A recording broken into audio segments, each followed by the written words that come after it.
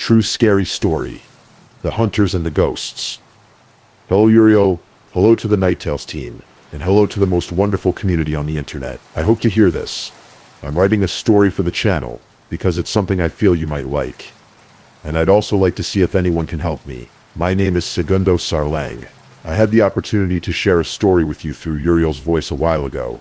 Time. I don't know if anyone remembers. That haunted house in Prida, the little town. From Buenos Aires, Argentina. I have to admit that I had to step away from stories for a while, due to some issues. Work. There aren't enough hours in the day to listen to them. But luckily I was recently able to change jobs. And now I have one that allows me to enjoy stories from people all over, while I create crafts in my workshop. But I wasn't writing to tell you that. I have a more personal story to share. One I experienced firsthand with a family member, and a friend in the same town as the previous story here in Prida. I'll stop rambling and tell you about my experience. I've been living in the two. I spent time in the countryside with my great aunts and uncles. As you can imagine, the tranquility and peace you feel in this area is something it can be explained in words. This calm is obviously an escape for some people from their busy lives of the city, as is the case of my friend Rafa, whom I will call Chinese in this story. The Chinese guy had told me he wanted to come to the countryside for a weekend. He was feeling pretty down about the city. So I responded by asking him to please come, that I would be waiting for him with pleasure. I told my uncles that the Chinese man was coming, and since they already know him, they were happy with the news. A week later the day came to pick him up at the town's bus terminal, and then return to the ranch. On the way there we talked about things to do during the days she was going to stay. We wanted to go hunting, take care of things, the cattle, riding the horses, and some other jobs he had planned to do with it. Upon arriving at the at-home, my uncles gave him a warm welcome, and soon we were helping to set the table for dinner. During dinner we told our uncle about our plans for the following days, which he immediately accepted. The vast majority, except for hunting. It's worth clarifying that I had already tried. She wanted to go out and marry him, but she always had an excuse not to, and since this time she was with the Chinese guy, she planned to use him as a little help to get him to agree to go hunting. My uncle looked at both of us for a second, and then go on to explain why she refused, making up a silly excuse when my aunt put her hand on her wrist, and he said something that left the Chinese man and me puzzled. "And what if you take your cross with you?" My uncle fell for a while, and then said he would accept the offer, and that the next day he was going to town to buy something, the bullets, for the following night. We, obviously, were pleased and quickly forgot about the comment from my aunt. The next day was full of preparations. We oiled the weapons, prepared the magazines, and packed a bag of food for the journey. The idea was to venture deeper. We spent quite a bit of time in the mountains, looking for deer, or wild boar, whatever we could find. During the preparations, I noticed out of the corner of my eye that my uncle was muttering under his breath, or making faces of resignation, as if I knew why we shouldn't go. Later that same day, I was in my workshop with the Chinese man, when I remembered I needed to fill up the truck with gas. My workshop is to the right of the house. If you look at it from the front, and the shed where the vehicle is kept is on the left, then it must have passed by the in front of the house to get there. When I was passing by my aunt and uncle's bedroom window, I heard my auntie tell your husband, "You've seen him a couple of times, and nothing happened to you. You know, with that cross you're fine. I have mine here, so don't worry, go with the boys." I walked past, halfway around to finish listening to that, and then I remembered what my aunt had said to my uncle the day before. That's when I started to suspect something, a cross, that she shouldn't worry. I don't know. Countryside superstitions, I thought. When night fell, we got in the truck, said goodbye to my aunt, and the three of us headed towards the mountain, still in the dark, with our headlamps and flashlights pointed to the sides, hoping to see an animal. Upon reaching the foot of a hill, we decided to park the truck and climb the mountain on foot. We wanted to be as quiet as possible, so we could hear the animals. As we got out of the vehicle, we realized that silence surrounded us. It wasn't dark, because the moon shines much brighter in the countryside, but it was definitely not. I couldn't hear anything, absolutely nothing. We found it curious, but not excessive, so we went up the mountain, until we reached a path that the pigs used to walk with their piglets. So we got ready in some tall grass, and waited for them. I'll try to explain this place, where we were, so you can get a clear picture of the space. Imagine a flat dirt path. Look to your left, and imagine a stone wall about 5 feet high, with some trees on top. To the right, Imagine a slight descent, and, more or less at the level of the path, the tops of some pine trees, terrain, which caused the trees to grow from much lower down. We went to hide in some mud. The grasslands were on the left side of the road, against the wall. We waited and waited for 10 minutes. 20, 30 minutes passed. An hour went by, and nothing happened. However, a breeze began to be felt. The wind was quite cold, making the treetops dance. My uncle was holding hands. He was on his knees with his back against the wall. He looked ready for anything, but he also seemed expectant. My friend was anxious too. After a while longer, something was heard. Finally, something was heard. The three of us raised our weapons, slowly so as not to make noise or alert anything that might be wandering around.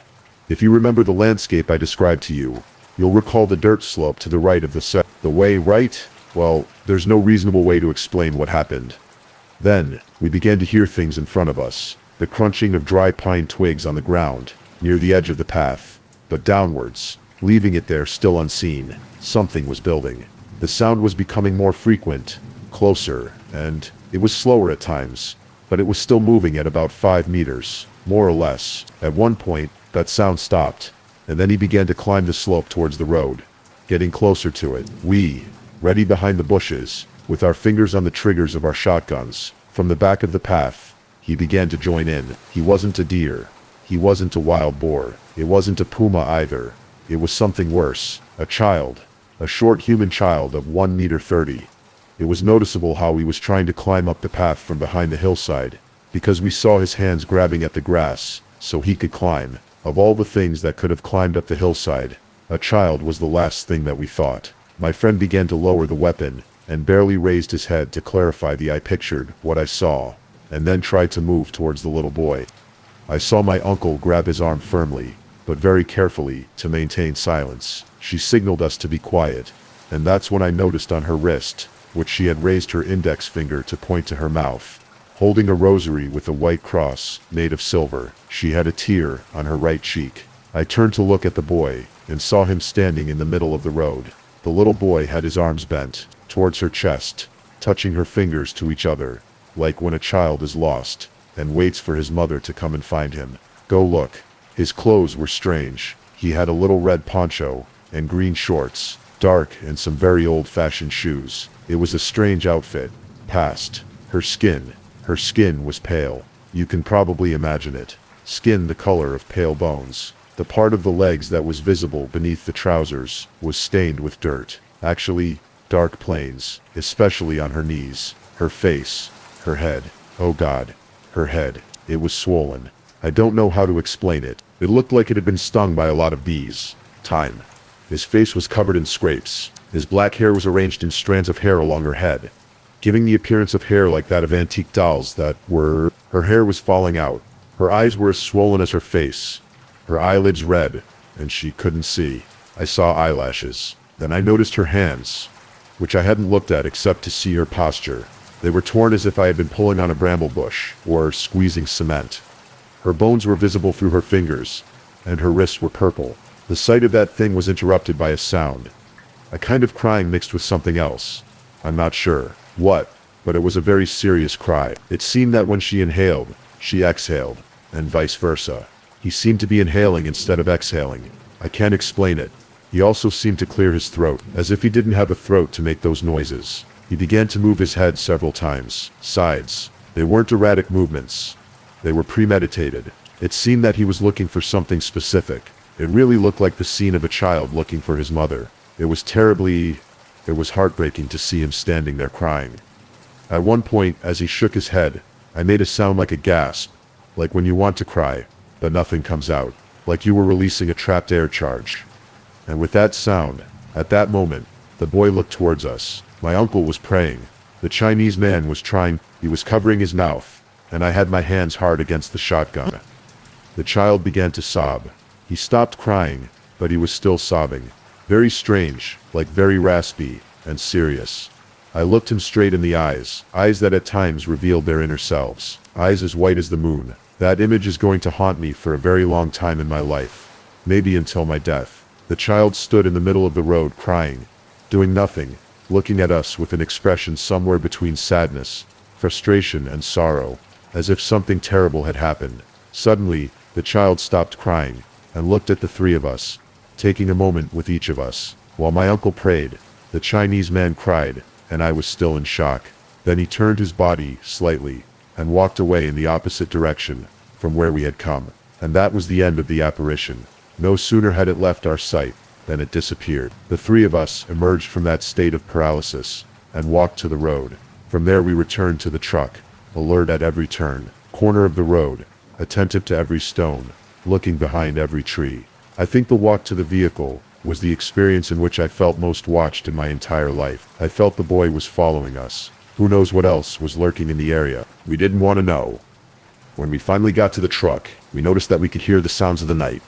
Crickets, birds, etc. We climbed up quickly, and before returning to the ranch, I took one last look at the mountain. There I thought I saw him, with his hands clasped over his chest, his little poncho, and his black hair. And in fact, I thought I saw something next to her. Hers, a figure taller than him, with long hair and wearing a long nightgown. And sure, his mother, his grandmother, something more. I didn't want to know, and I didn't mention this last part to the others. Back at the ranch, my uncle looked at me, still holding the cross, and said, "This is why I didn't want to come. I don't know. I don't know what he is, or what he wants. Today he's here in the mountains, and other times I see him closer to home. Sometimes he's in the pasture, behind the ranch. Other times I see him standing at dusk, walking aimlessly in the middle of a field. I don't know who he is, what he is, or what he wants. All I do is avoid it, and pray for whatever that is. For his rest, for protection, or for other things.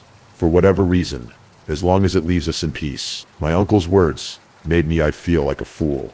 A fool for not realizing sooner the reason for their denial. About the reason for my aunt's words. When we arrived at the ranch, the three of us went to sleep quickly, and luckily, nothing else happened that night. Later I found out that my aunt stayed up talking to my uncle, helping him to making herself a coffee, and listening to him tell her what we had been through. I know this because my aunt told me. The next morning I helped the Chinese man pack his bag, and saw him off at the door, watching as my uncle took him to the village, saying goodbye to him along the way. And I don't know if it was a reflex, or something like that, but when they were leaving between the trees beside the road, I thought I saw them again, very far away, very blurry, but seeing them both again, side by side, under a eucalyptus tree, near a silo. But I hope that was all it was, a reflection, a glimpse of my memory, of my fears. Obviously, the Chinese man doesn't want to go back to the countryside, and my uncle gives me dirty looks when I make jokes about going to... I'm hunting, trying to distract myself too, trying to forget what happened that night in the mountains. It's the only way I have of dealing with it, laughing. I hope you enjoyed my story, community. I hope someone can help me. Please leave a comment, please. I want to clear up my doubt about what that child or thing could be. And do you think he can go alone, or with someone? Thanks, Uriel, for the space. If that's the case, the story is now available for you to read on the channel. Greetings to the team and the community, and I wish you all a happy, good day, good night, good life. Greetings, have a good rest, and good night, everyone.